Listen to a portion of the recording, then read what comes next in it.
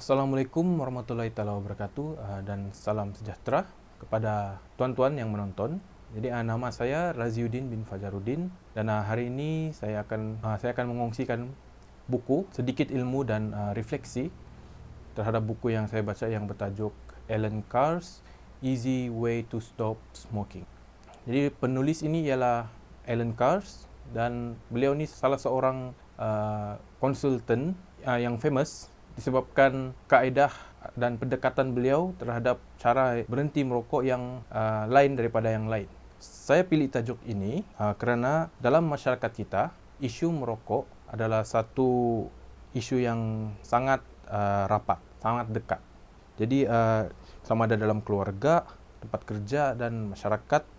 Jadi merokok ni bukan perkara yang kecil, tapi walaupun begitu, ramai juga yang mau berhenti, namun merasa susah disebabkan faktor-faktor tertentu.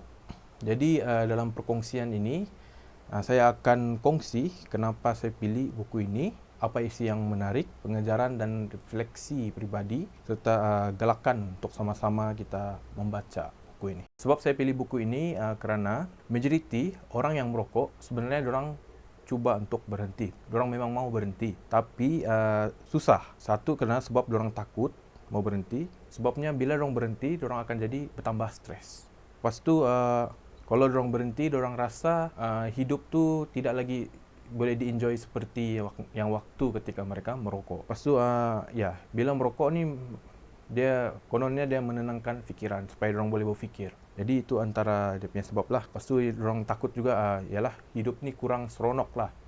Jadi itulah salah satu antara sebabnya lah kenapa orang rasa sukar untuk berhenti merokok. Jadi dalam buku ni dia memberikan kita pandangan yang terbalik. Dia cakap sebenarnya rokok tidak pernah pun bagi kita rasa nikmat. Tapi ia cuma hilangkan rasa ketagihan sementara yang rokok tu sendiri cipta di dalam badan kita. Jadi buku ni penting sebab dia bukan fokus terhadap ancaman atau momokkan kesihatan, tapi sebenarnya ia fokus pemahaman minda kita dan emosi manusia. Dia juga membuka freedom mindset, iaitu mindset bebas. Jadi dia bukan satu paksaan, bukan satu mindset paksaan berhenti. Jadi pada pandangan saya, inilah sebab kenapa orang ramai perlu baca buku ini. Sebab dia bukan sekadar health education, tapi dia juga mind education. Ada 3 prinsip dari buku ini yang saya rasa menarik. Yang pertama tu, buku ini mengatakan nikotin bukan bagi ketenangan. Nikotin sebenarnya cipta rasa tegang dalam badan, dan bila kita merokok, rokok hanya hilangkan tegang itu. Maksudnya ketenangan itu bukan reward lah. Dia cuma balik normal. Orang yang merokok, bila nikotin masuk badan mereka, mencipta rasa tegang di badan orang ni. Hanya bila orang merokok, ketegangan tu hilang.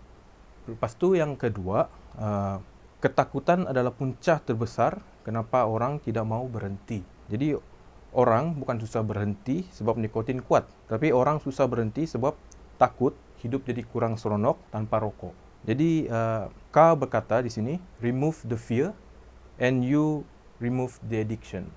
Lepas tu ketikan yang ketiga, cara berhenti yang paling berkesan adalah apabila kita yakin kita tidak kehilangan apa-apa bila kita berhenti. Kita sebenarnya sedang dapat kebebasan. Jadi buku ini dia tidak push willpower method, tapi dia push melalui understanding method. Antara contoh praktikal dari buku ni, dia kata bila orang yang merokok ni dia berhenti merokok dan dia rasa craving, dia ingin merokok. Jadi bukan kita kata aku tahan, tapi sebaliknya dia kata ini hanya sementara. Ini bukan keperluan. Untuk pengajaran ataupun refleksi pribadi, selepas saya baca buku ini, saya sudah dapat melihat rokok ni dalam perspektif yang baru.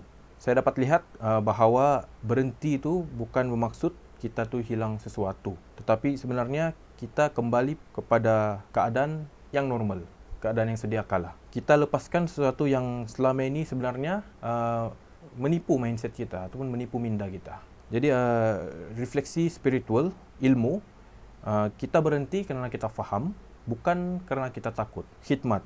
Bila seseorang tu berhenti, dia bukan sebab dia berhenti untuk menyelamatkan diri dia saja, tapi sebenarnya dia ingin menyelamatkan keluarga dia dan masyarakat sekeliling. Disiplin. Disiplin bukan bermaksud penderitaan, tapi disiplin adalah fokus pada apa yang baik untuk masa depan. Jadi dia bukan keinginan sementara. Jadi bila mindset ini ada, cubaan untuk berhenti pun menjadi mudah. Jadi kesimpulannya, buku ini dia sudah mengajar satu pengajaran yang besar, iaitu rokok ni tidak pernah beri kebaikan, tapi ia hanya lepaskan kesan rindu nikotin yang dia sendiri ciptakan. Dan bila kita faham mengenai perkara ini, maka dia boleh memudahkan. Kita boleh berhenti dengan rasa bebas, bukan dengan rasa terseksa. Saya galakkan tuan-tuan untuk membaca buku ini kerana ia memberikan manfaat yang baik kepada kita dari segi kesihatan, ekonomi dan juga untuk masa depan kita. Kerana buku ini dapat membantu kita berhenti merokok dengan cara yang mudah. Jadi itu saja perkongsian saya terhadap buku ini. Terima kasih kepada semua yang menonton. Jadi semoga kita semua dapat manfaat daripada perkongsian ini. Jadi dari itu saja. Assalamualaikum warahmatullahi wabarakatuh.